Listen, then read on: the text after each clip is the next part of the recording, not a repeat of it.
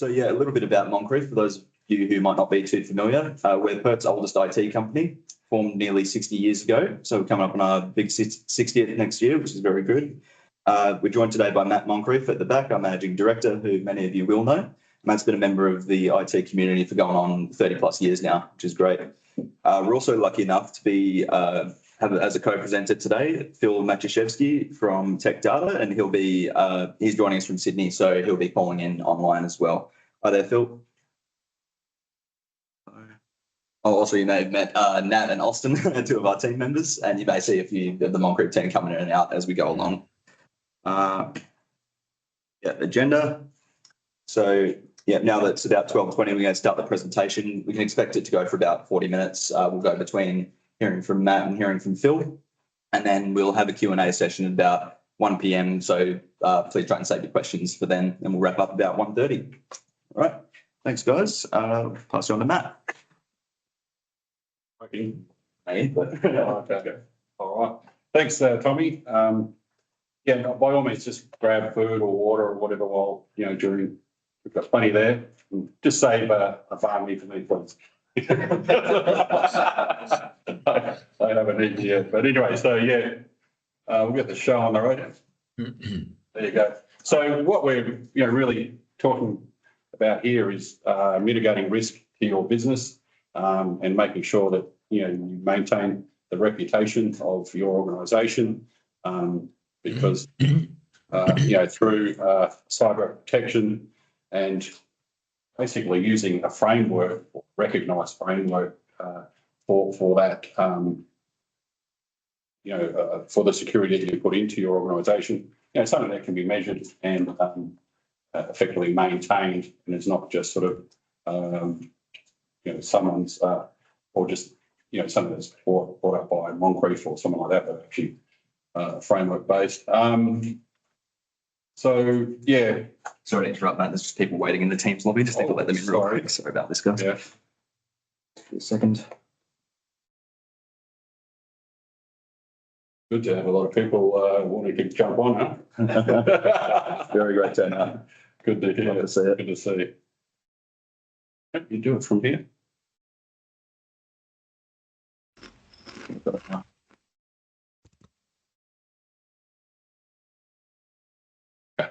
All right.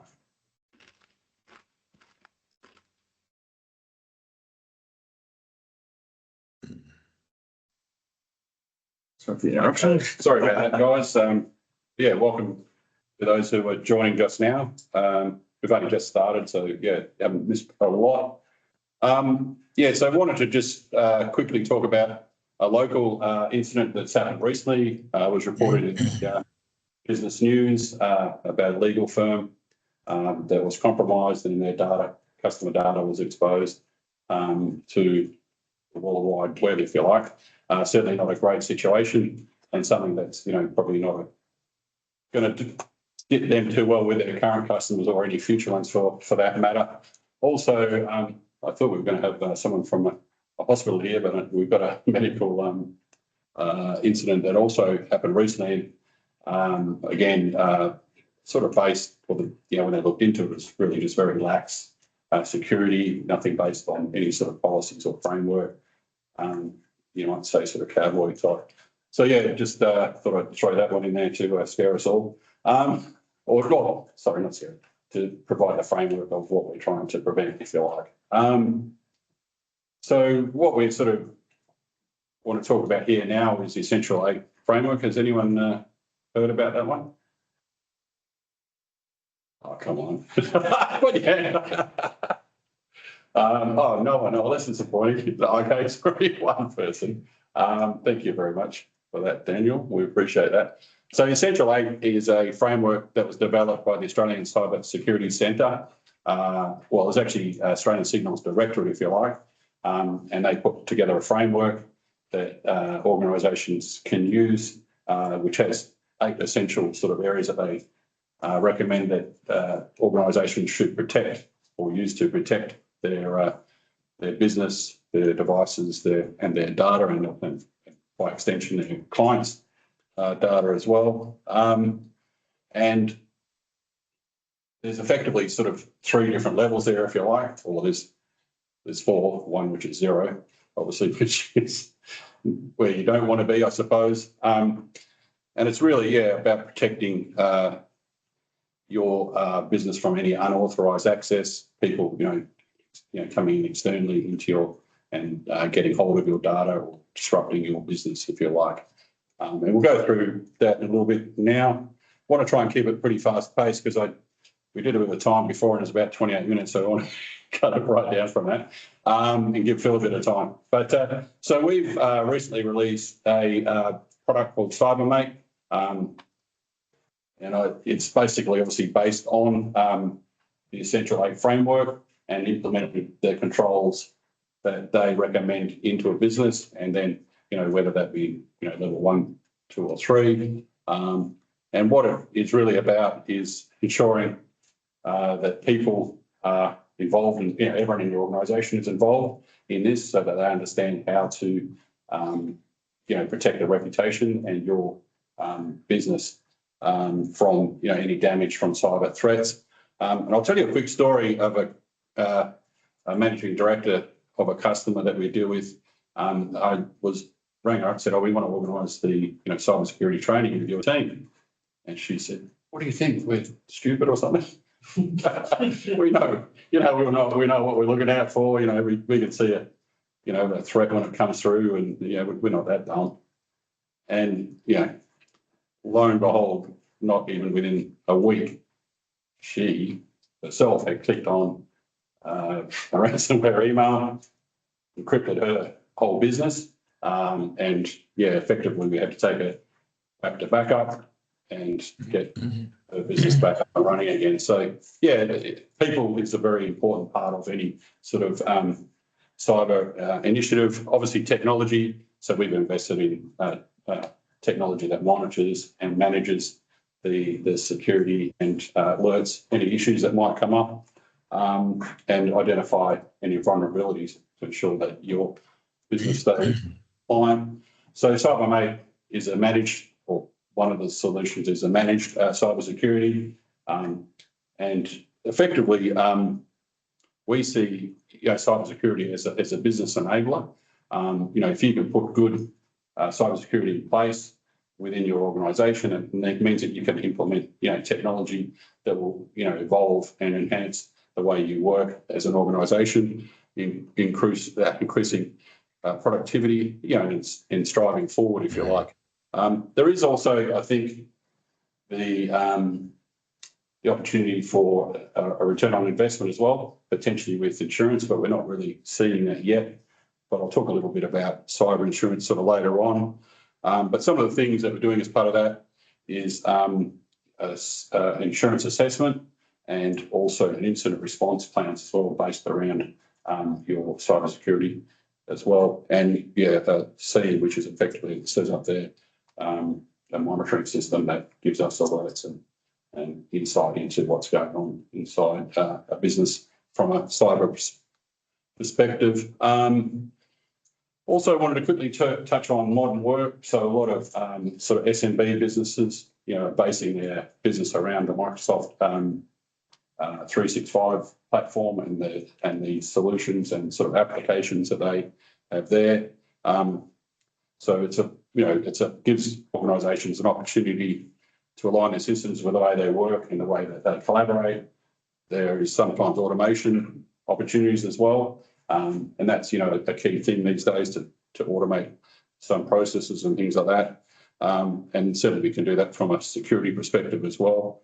But really, at the end of the day, it's enabling, you to collaborate, to communicate internally and externally as well, and enabling you to work from effectively, wherever you're at, in the office, on the road, in the car, wherever you might be.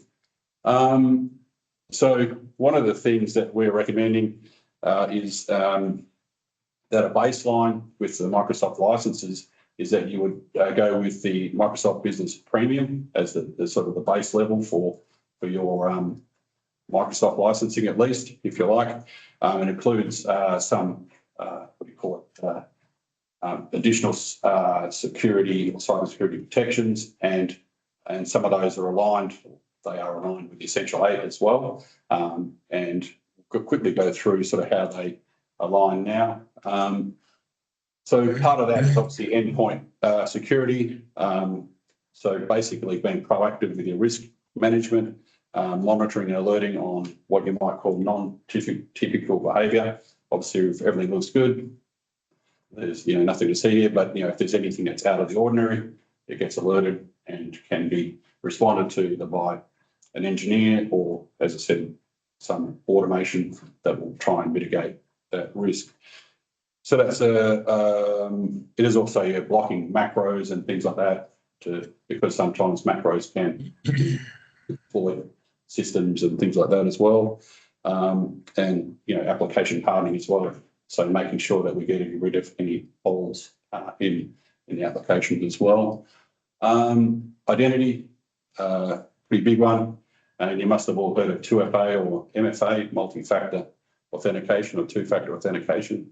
It's effectively it's like the default, if you like. You need to have that nowadays, in any system to, prevent and control access to your data as well. The other thing too is like restricted admin privileges as well. So in the old days, you have what was called lazy IT.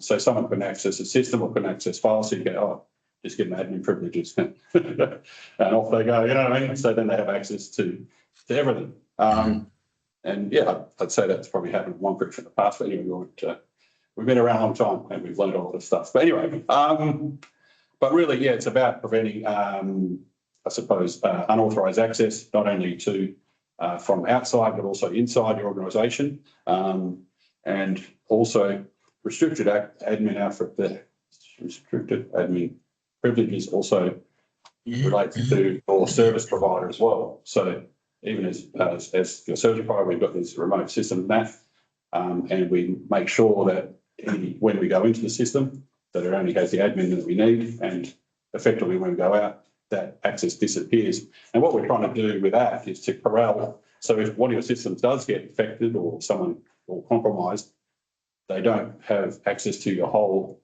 network or all of your data, if you like. So it's about sort of trying to reduce the access that they may have. So yeah, obviously you need to have some sort of overarching framework that's implemented through a product from within the premium package, which is Intune. So it helps to streamline your compliance, make sure your devices are compliant, make sure that your users are compliant and any policies that you have are being enforced. And basically also patching, you've probably seen those ads on that the government talks about. We're updating, keep your devices and your computers and everything up to date with all the latest security patches, things like that. Is anyone still using Windows 10 or older?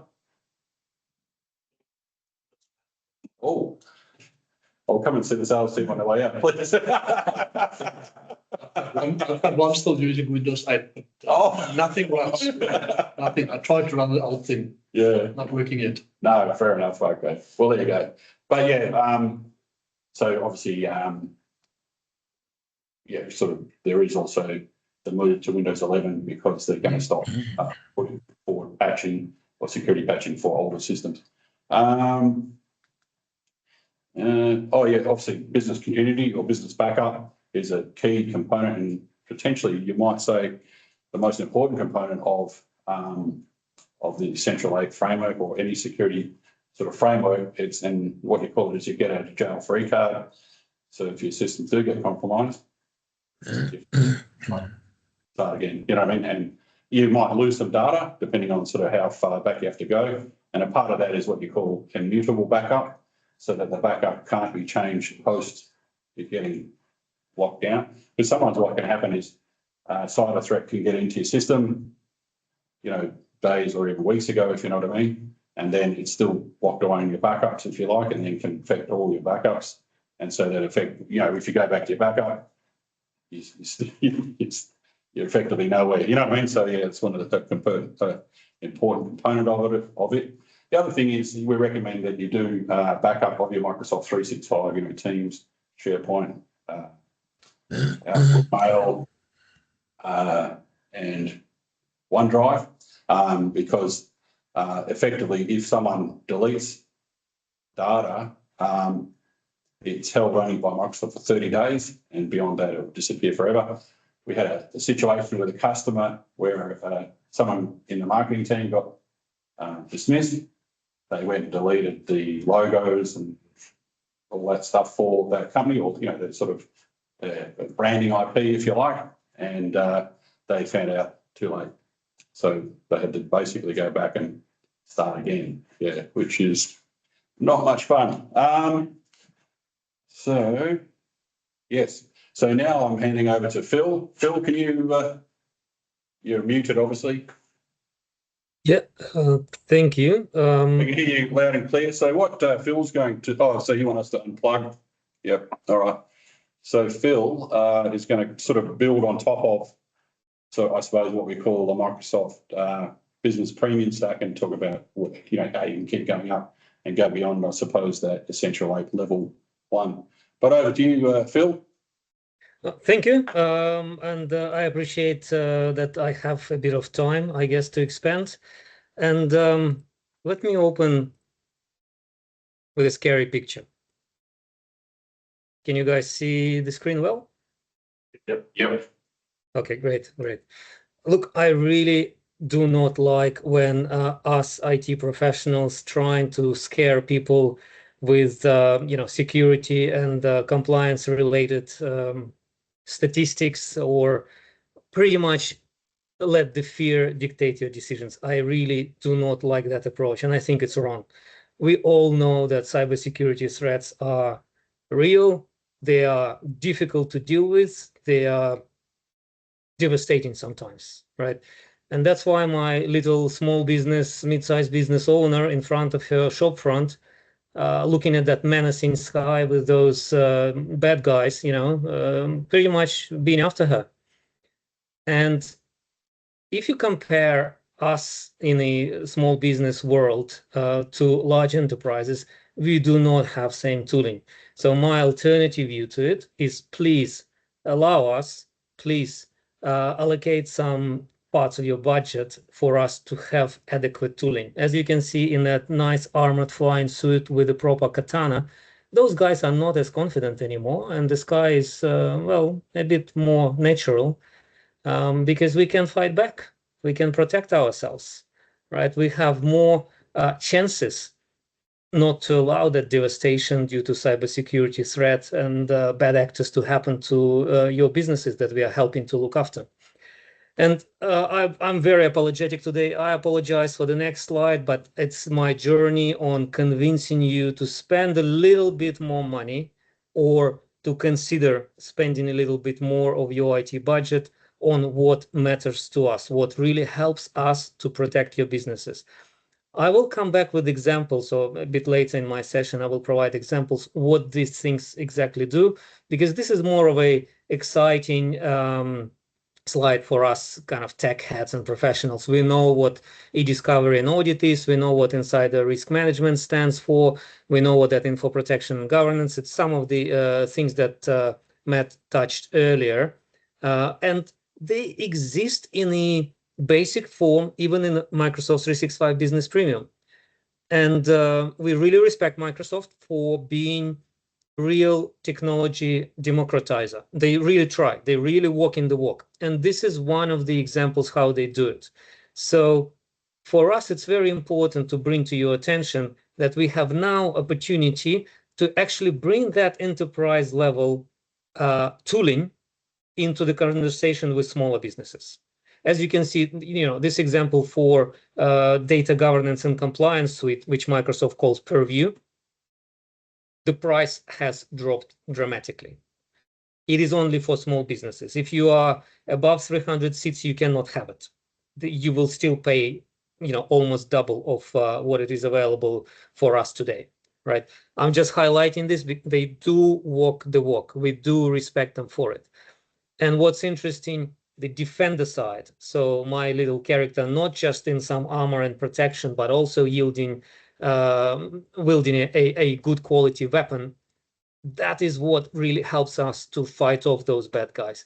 And here again, you can see Microsoft friends were wired, generous, and understanding that we in SMB space require the same quality tooling and technological base to defend you well and protect you well as the large enterprises do. Yes, I am working for extra large multinational. We are largest technology distributor, largest Microsoft partner globally. Yes, we are all assigned highest level Microsoft licenses.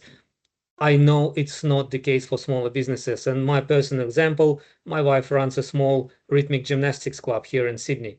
She has 2 full-time employees and 7, 8 casuals, right? It's a tiny business if you think about it, right?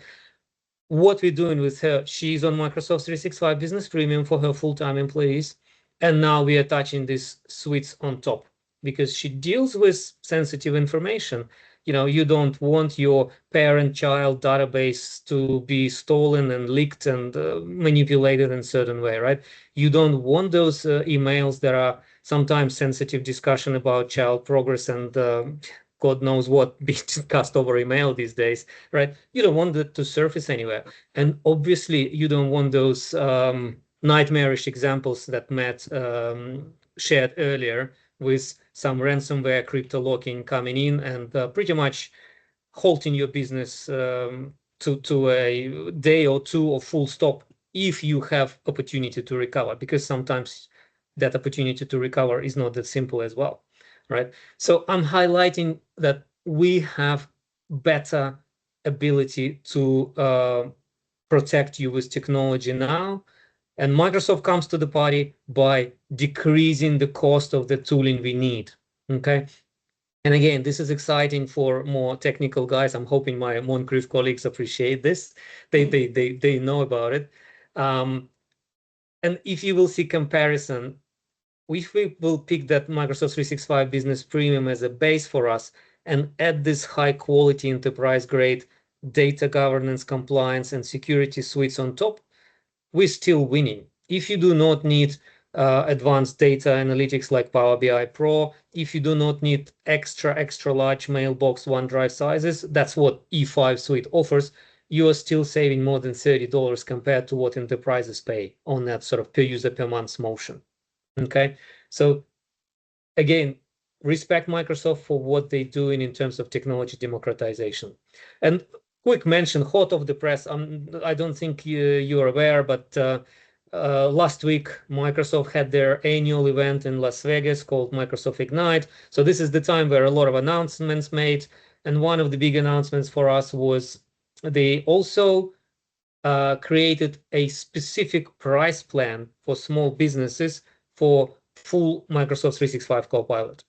So it is, instead of being $45 per user month, is now 31 or 32, if I'm not mistaken, specifically for small businesses. If you are above 300 seats, you cannot have it. Enterprise, please pay full price. That's the attitude. All right, I have a bit of techno speak on a slide, but as you can see, my character is quite happy in her armor with a bit of a jetpack.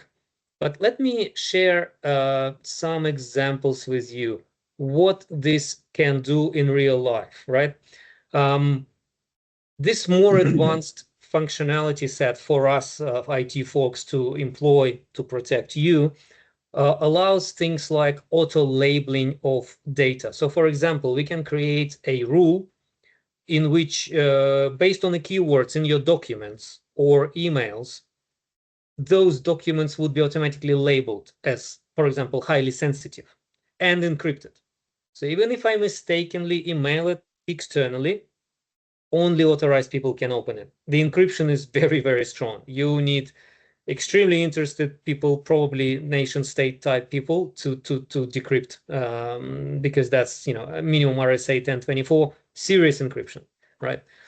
Another example. Let's assume we have staff that can copy some sensitive data, small clinic with patient records, right? Can copy it on a USB stick and paste them somewhere else or put them in a Teams message. We now have abilities to block it and lock the attempt. So we can prevent those accidental leaks that, non-intentional. We're all humans, we all make mistakes, and I'll share my personal ones with you a little bit later. Or we can prevent even, malicious exfiltration. I think, Matt, you had an example where people were deleting logos from repositories, and yeah, that's not nice, right? Now we have technological base tooling to minimize the risk of it and prevent certain things altogether. For example, that insider risk management, guess what? One of the biggest threats, they come from inside. You have a disgruntled employee who already made plans to go elsewhere, and they want to get as much IP with them as they can. And if that IP is properly rehashed at their destination, it would be difficult to catch or sue them. It's hard, right? The system can now catch unusual activity. Someone downloading hundreds of files per day, that's a red flag. Okay, we will alert responsible people, and they can investigate. And we have logs to see exactly who did what when, right? We can pretty much construct a chain of events, okay? And we can do it prior to the actual data theft occurs, because the system will be triggered based on unusual activity. Even things like harassment, discriminatory language within business environment. Let's say if I will call, one of my colleague with some discriminatory language in Teams chat, that can be picked up and highlighted for you, right? So if that is a concern, that can also be utilized again with more advanced data protection and compliance functionality. Obviously, things like Matt also provided example with, emails being deleted and only held for 30 days if they're not properly backed up. That is true. And comprehensive backup with a good quality product makes our job easy to restore pieces of data from different areas. But these advanced suites also allow us to do things like litigation hold from day one on pretty much all the communication with automated retention for the period that is required in your industry. Yeah, I know that 7 years is pretty typical, right? And even if there's some investigation, something unpleasant has occurred, it's much easier for you to respond to legal inquiries, because data searches based on specific keywords, based on a specific person interactions within an organization, they are on that enterprise level. They become in that enterprise grade, okay? And well, big companies do it all the time. But unfortunately, they have dedicated people for it. This tooling allows us, regular IT folks and business power users to do it with a relative ease, relatively straightforward, okay? So I'll move on from more of a data governance, data compliance componentry into defense and weaponry to fight back, essentially, right? So again, a little bit of a techno speak on the screen for you. Let me give you some examples. And this is my personal anecdote time. So you see of the attack simulation training mentioned on the screen. I'm working for that extra large multinational, and our IT department obviously does those attack simulations on us regularly. So I've been with this company for almost 7 years now. Time flies. They tested me personally 20 times, 2 with 0, right? And I'm solutions architect. I have my security certification. I'm supposed to be pretty good, right? But I'm not as confident as that lady that Matt mentioned earlier in his example. I know I'm a human. I know I can be busy, sick, distracted. I can click on stuff, right? I've been caught twice.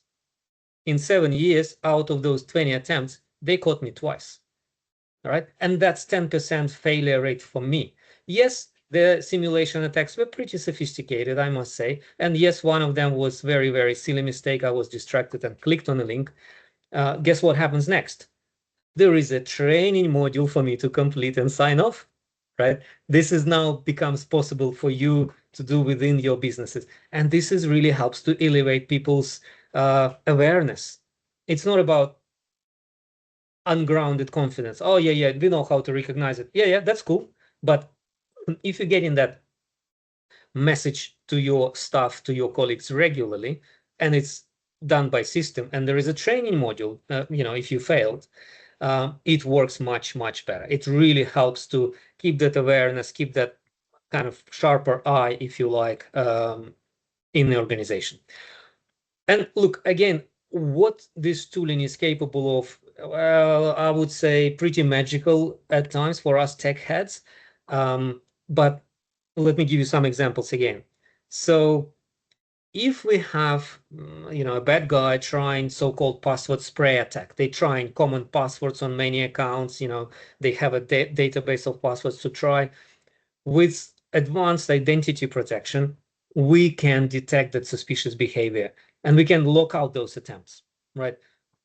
And it's automated. Moncrieff friends, if they're looking after your business, they will get notified, but it is stopped without human intervention. So if someone is busy, asleep, not there, that attempt will still be stopped, okay?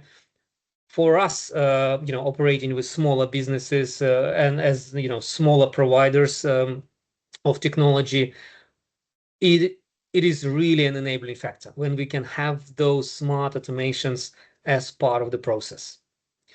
I've shared with you my phishing simulation anecdote. I think it's pretty powerful to have that within the organization because there is less chance for people to fall for the actual phishing emails, right? Another example would be, we want some level of control. As a business owner, my wife, as an example, doesn't want her staff to share information out. Again, because there is some sensitivity in it. We can have tooling and configurations now to block unapproved cloud storage. So for example, I cannot upload files to Google Drive, to Box, whatever. It's up to you, right?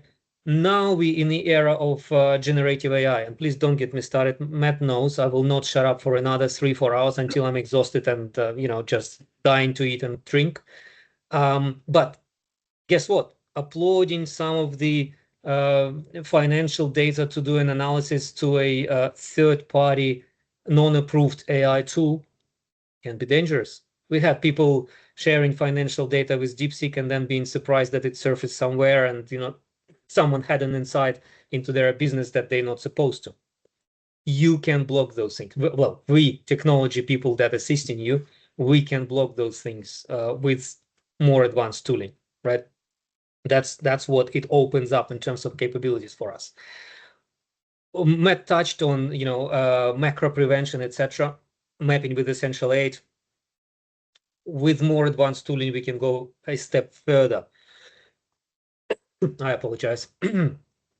It's even possible for us to block some scripting that is not authorized. If that ransomware found its way somehow in the environment and it tries to script that encryption attempt, we have processes that will monitor for it and they will stop it in its tracks, right? Again, no one can guarantee 100% protection from everything at all times. It's not possible, but we can reliably reduce the risks. That's the goal, risk reduction, first of all. Look, I'm mentioning this, obviously, devil's in the details. Yes, certain solutions are not that easy for us to implement. There's noticeable amount of configuration points for us to take into account. Some functionality was designed for enterprise and hence, harder to implement. But we are pretty good with automating, templating, and we will make it efficient. So if your businesses will choose high level of protection, Moncrieff, and we collaborate strongly with Moncrieff, obviously, can leverage their knowledge, their experience, and our knowledge and experience, because we work with multiple partners. We're trying to consolidate and make our partners more efficient to deliver their services to you more efficiently, right? To keep you safer and more productive. Essentially, that's the goal. So we are trying to reduce the complexity. We're trying really hard to stay on the edge, to make sure whatever the technological update that can improve things for Australian businesses, we are helping that to happen through our partners, obviously with backing from Microsoft as a vendor, releasing the actual underlying technology for us. Matt mentioned Essential 8, and I was also surprised that not a lot of people know what Essential 8 is. I will not be surprised if, well, maybe not this week, but next week, when you're thinking or discussing your cybersecurity insurance, your insurer will query you with the question, say, do you know what's your Essential 8 maturity level, right? Or they will say, oh, look, it's a prerequisite for us to insure you on the cybersecurity side to have at least maturity level 1, certified independently or at least demonstrated by your IT provider. And by the way, Microsoft helps us IT providers through the tooling to make that certification to produce evidence, let's say, for insurer that you comply with the requirements much easier, right? We can help in that process with good level of confidence. But this is an interesting framework that is simplistic on the surface, right? A lot of IT professionals, especially seasoned security pros, they're like, yeah, look, it's superficial, Microsoft focused, but guess what? It's super relevant. It has been developed by our Australian Signals Directorate, as Matt mentioned, and ASD actually issued a blueprint for secure cloud.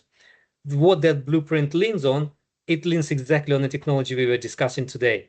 And it allows government entities, agencies, and government bodies of different levels to work with the data that is classified up to a protected level. I don't know if you know Australian government data classification levels, but it's only secret and top secret after protected. Okay, so it's pretty high certification level that can be justified if you're taking Essential 8 framework seriously and achieving maturity level 2, maturity level 3 on it, right? So in my opinion, where government allows handling of up to protected data in their systems, it's a really good indication for us running businesses or assisting businesses of a good quality mixture, a good value as well. And guess what? They developed, in conjunction with Microsoft, they developed a clear guidelines for us IT professionals to follow in order to achieve those standards using the products we're discussing today. Matt, how are we going for time? Probably need to wrap it up. Great. I'll go through fast, Martin, but Thank you. I would love. there you go. I would love to take. Yeah, I would love to take some questions, if any, while we're fresh. Because a bit of techno speak for me, a bit of anecdotes and examples. I'm hoping part of it makes sense because there's a lot to kind of take in, and that's the reality we live in, and I don't think it's gonna improve anytime soon. It's only accelerating, and we haven't touched on AI yet. Thanks very much, Phil. And nice of you to talk about the partnership, and that's definitely, while we deal with companies like Tech Data, they give us that real strength, and underpins us and organisations like Microsoft as well. Microsoft, if you want to try and ring them up, you probably need to be the CEO of BHP or potentially higher. So that's where partners like us come in and help to augment that.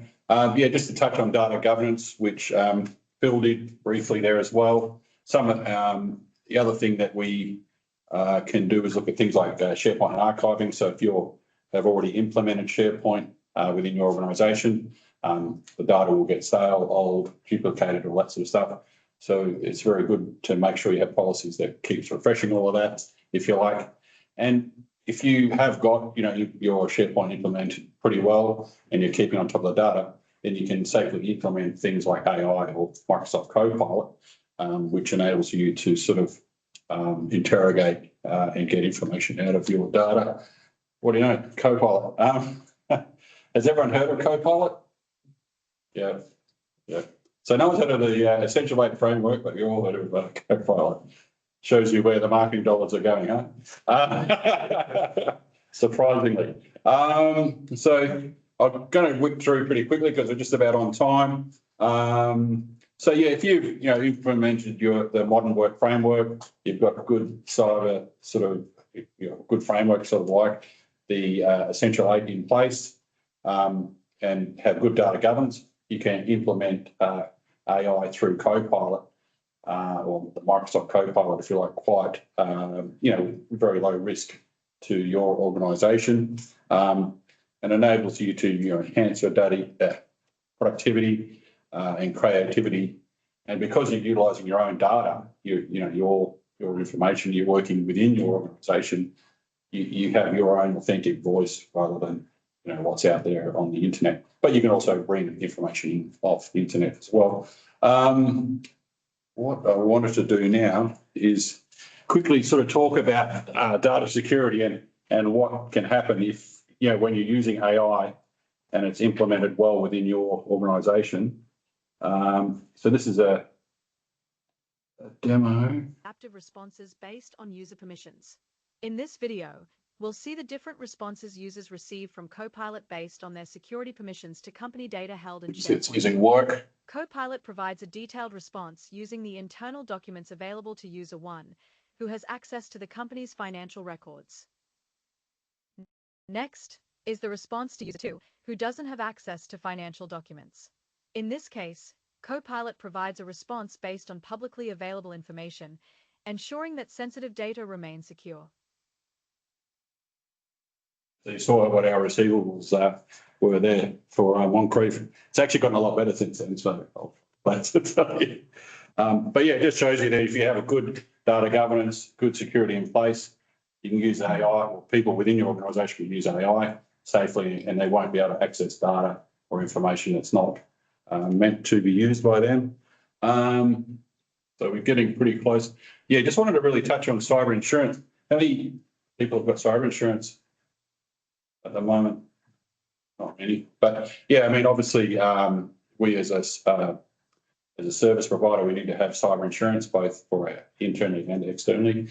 But obviously, cyber insurance is a sort of a pretty new area, if you like. The Lloyd's of London have been providing insurance for 100 years or more, so they've got pretty good data. Obviously, with cyber insurance, it's still a bit of an evolving area, and if things start going south from a profitability perspective, the insurance companies are going to sort of start fighting back and going to require much higher. Effectively, they're going to need something based on the framework, have something demonstrable that you can show to them that you have got good cybersecurity in place. One, to make sure you get coverage if there is an attack within your organisation. But two, maybe to bring those premiums down, which probably never happen, but who knows? We'll see. So effectively, using a framework like the Essential 8 gives you something that you can measure, something you can show to them and say, yeah, we're covered, and and here we are. And also, if you are buying cyber insurance for your organisation, effectively what you're purchasing is what's called a 24/7 incident response, if you like. So if you do get hacked, they'll bring a team in that will help to try and bring you back to working again. There was also some advice I've heard that if your data, if your data gets, customer data gets hacked, you want to have clauses in your business that enable you to go through mediation rather than through insurance companies, because it'll get very ugly very rapidly and expensive. Yes, thank you.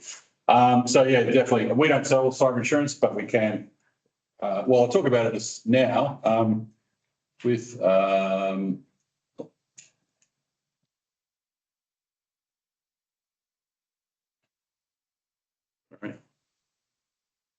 yeah. So part of any, and we did touch on it before, is incident response planning. So making sure that if you are implementing cyber security for your organisation, that you understand, how your data is being managed, what are the policies and frameworks that are in place.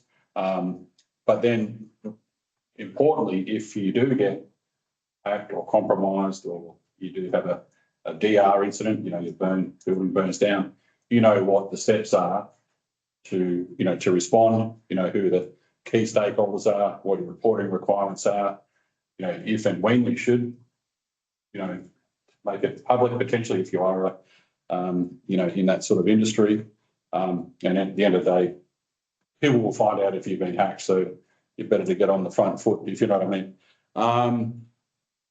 So that is really a key part of knowing what to do, if and when you do get hacked. Okay, plug for Moncrieff at the end. Surprise, surprise. So unsure, as I said that right at the beginning, making sure that your team understands their role in keeping your data and your reputation secure is really what we're trying to do at the end of the day. Making sure that you can conduct business, productively and sort of as we say, implement innovation and strive to move forward with that. So with the Essential 8 compliance, it's not just like you get the certification and that's it. It's ongoing. You need to have underpinning that something where you're necessitating the monitoring and management of any incidents or any alerts, and making sure that they are plugged or switched off. Finding anything that could potentially be a risk. And one area that's a big issue is email compromise, where organisations, if they get into your email, they can potentially go and change invoices so they can change the banking details in it. I'm sure everyone's heard of that one. So it's unfortunately it happens, and it can, depending on how big your business is, could be the end of your business if a lot of money is involved. So cyber mate. So here we are, Q&A. Any questions? Phil, you still there? Very much so, and would love to hear some questions, please. Only have one question. I think it was like last year or maybe 2 years ago when Optus data got breached. So it was like either was hacked. I don't know what exactly happened there. Was it like a proper data breach, or was this a lack of security from the Optus side? Did you hear that one, Phil? Not very clear, I'm sorry. He was asking about the Optus. I was wondering if that was a sort of lax security, or was it a data breach? What can you shed any light on that? Do you know much about that one at all, or from an insider perspective? That's probably the only one that I missed, because I was Medibank. I was in all the other ones, but not with Optus. Lucky for me. As far as I remember, there was some interesting tie-in to their overseas call center, internal IT. If I'm not mistaken, it was convincing people in internal IT to give access to someone pretending to be an internal employee. If I'm not mistaken, that's the premise of that. So there was a lot of kind of human engineering mixed up, much less on a pure technological stack. Obviously, it's always a mix, if we're going for something advanced. But if I'm not mistaken, Optus case was something along those lines, where it was a mixture. Thank you. Any other questions? I'll throw another one on ANZ side. Similar, how some of the guys, they end up modifying your BSBN account numbers when you're having the transactions sent over, or an email seeking an invoice. But how? Obviously, it's a legit email that has come over from the supplier. You get that email. You put in the same BSBN account numbers, but the numbers, they end up changing. halfway through, after you enter it on your computer, what's the cause of all of that and how that can be prevented? Well, there is, Okay. do you want me to go with that one, Phil? Quickly? No, please, So- please go so- ahead. Please go ahead. We So can there is, share. there's these two protocols that they bought only actually really in the last 6 months, which is DMARC and DKIM. Don't worry, I don't even know what I mean actually, but effectively what it does, it can verify that an email was sent from your organisation to someone else. So, and a lot of people who, like, say, maybe use Gmail accounts or some other accounts. Although, sorry, having said that, Google has implemented that on their systems as well. So it shouldn't be throwing any shade over them. But yeah, they can verify. But really where this comes down to is an internal policy within your organisation. And, you know, so unfortunately, Moncrieff, we just had to change our bank accounts earlier this year. Had to go from Bank West to Combank, and we won't go into all the details. And effectively, you know, so we send that advice out. But a lot of companies actually have to ring you up and say, and physically talk to you before they will change their bank account details in their system. And so, yeah, effectively, I was on the phone constantly. It sounds pretty much the same. Yeah, but it's a good policy, and you know, if anyone ever says, hey, you know, my bank account details have changed, ring them on a number you know, and talk to them verbally to confirm it rather than taking an email. Yeah, I was just intrigued how they could have, even on the numbers are on PDF that has come through, and those BSB and account numbers, and an email came over from an invoice, and the one on the other side, the numbers are different. So. Yeah, well, what they do is they anyway, we won't go too technical, but more talking about how can you protect from it. Yeah, sure. So thank you, Aman. I appreciate that, mate. How do they know they're not talking to an AI voice when they call to confirm? Oh, that's why, mate. That's a good question, actually. Yeah. Because The ID questions. Yeah, that's it. Yeah. No, it's going to get worse and worse for sure, actually. That's a very good point. I think the thing is never change your bank account. That's too hard.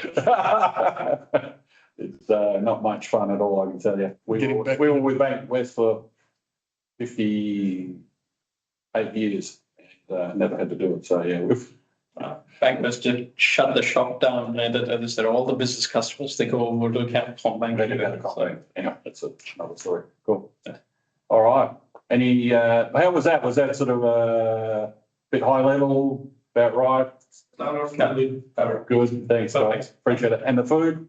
Awesome. Wonderful. Yeah. All right. Well, I just wanted to say thank you, Phil. Pleasure.